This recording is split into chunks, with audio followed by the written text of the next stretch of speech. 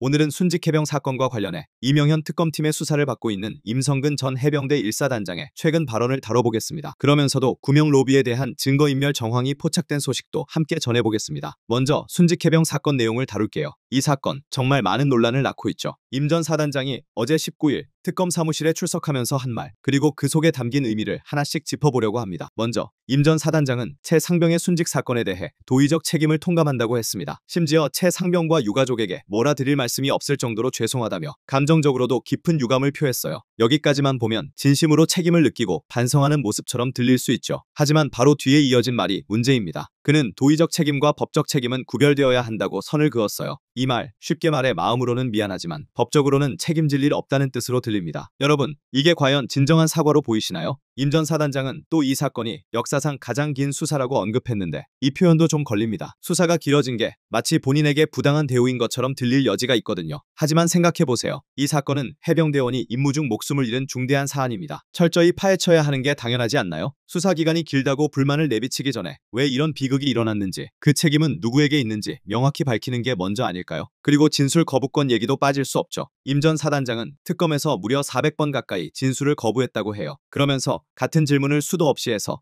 형사소송법상 권한을 행사한 것뿐이라고 했습니다. 이건 좀 솔직히 납득이 안 가요. 진술 거부는 법적으로 보장된 권리라지만 도의적 책임을 운운하면서 정작 수사에는 이렇게 비협조적인 태도를 보이는 게 과연 진정성을 보여주는 걸까요? 최 상병의 죽음에 대해 진심으로 미안하다면 수사에 적극 협조해서 진실을 밝히는 게 더 책임감 있는 행동 아닐까요? 마지막으로 임 전 사단장은 평생 채 상병을 가슴에 안고 살아가겠다며 할 수 있는 도리를 다하겠다고 했어요. 이 말 자체는 감동적으로 들릴 수 있지만 구체적으로 어떤 도리를 다할 건지, 어떤 행동으로 책임을 질 건지는 전혀 언급이 없어요. 말뿐인 사과가 아니라면 유가족과 국민이 납득할 수 있는 구체적인 행동이 뒤따라야 하지 않을까요? 여러분, 이 사건은 사고가 아니라 군의 지휘체계, 책임 소재, 그리고 무엇보다 한 젊은 해병의 희생에 대한 진실을 밝혀야 하는 문제입니다. 임 전 사단장의 발언을 보면서 과연 그가 말하는 도의적 책임이 진심인지, 아니면 법적 책임을 회피하려는 전략적인 말인지 여러분은 어떻게 생각하시나요? 그런데 순직해병 사건과 도이치모터스 주가 조작 의혹을 수사 중인 이명현 특검팀의 충격적인 소식이 있죠. 김건희 여사의 최측근으로 지목된 이종호 전 블랙퍼린베스트 대표의 휴대전화가 증거인멸 의혹과 함께 확보됐다는 건데요.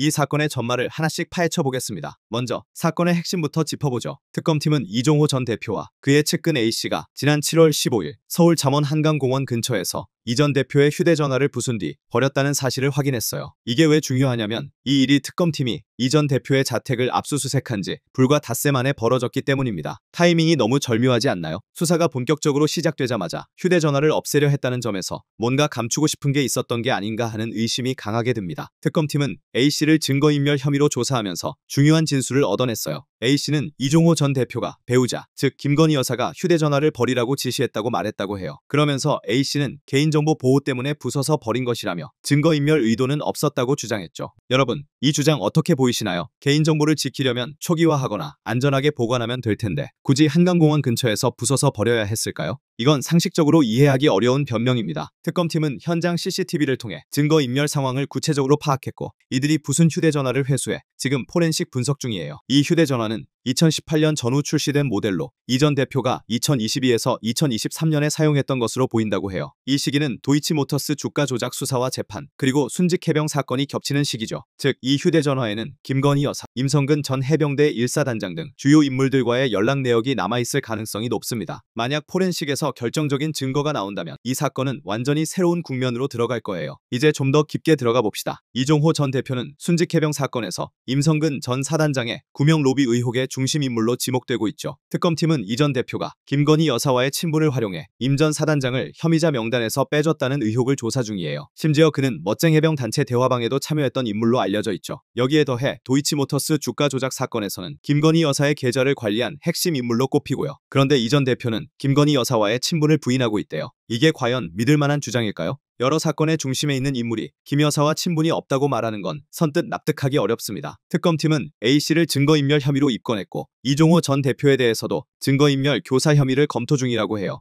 이 전 대표 측은 그 휴대전화는 과거 도이치모터스 사건으로 이미 압수수색받은 것이라거나 7월 10일 압수수색 이후 새 폰을 개통하기 전까지만 썼다며 증거인멸 의혹을 부인하고 있죠. 하지만 이 주장도 석연치 않아요. 이미 압수수색 받은 폰이라면 왜 굳이 부숴서 버려야 했을까? 새 폰을 개통했다고 해도 왜 하필 한강공원에서 폐기했어야 했나? 이 모든 게 의심스러운 퍼즐 조각들로 가득해요. 이 사건을 보면서 드는 생각은 이종호 전 대표와 김건희 여사 그리고 임성근 전 사단장 사이에 어떤 연결고리가 있는 걸까요? 휴대전화를 부숴서 버리려 한 건 개인정보 보호 때문이 아니라 더 큰 비밀을 감추려는 시도가 아니었을까 싶어요. 순직해병 사건은 젊은 해병의 목숨이 걸린 문제고 도이치모터스 사건은 금융시장의 신뢰를 흔드는 중대한 사안입니다. 이런 사건들에서 진실을 숨기려는 시도가 있었다면 그건 국민에 대한 배신이라고 생각해요. 여러분은 이 사건을 어떻게 보시나요? 이종호 전 대표의 증거인멸 의혹과 김건희 여사와의 연관성 어디까지가 진실일까요? 특검팀의 포렌식 결과가 이 의문들을 풀어줄지 정말 기대됩니다. 댓글로 여러분의 생각 나눠주세요. 이 사건의 진실이 꼭 밝혀지길 바라며 오늘 영상 여기서 마무리하겠습니다. 구독, 좋아요, 알림 설정 잊지 말아주세요. 감사합니다.